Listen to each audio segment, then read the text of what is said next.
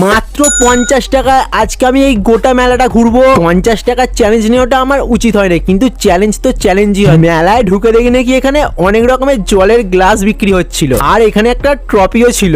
এইবার একটু হাঁ খেয়ে চ্যালেঞ্জটা কমপ্লিট করা যায়। প্রথমেই চলে গেলাম ফুচকার দোকানে, যেটা সবার প্রথম পছন্দ। আর দাদা ফোনে কথা বলতে বলতে নুন ছাড়াই ফুচকা দিয়ে দিল, আর এখান দিয়ে নিয়ে নিলাম 10 টাকার ফুচকা।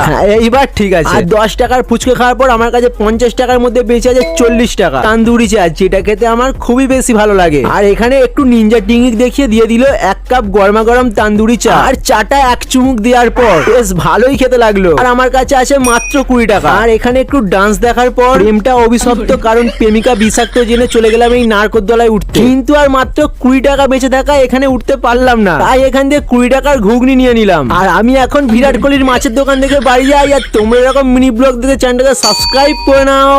বা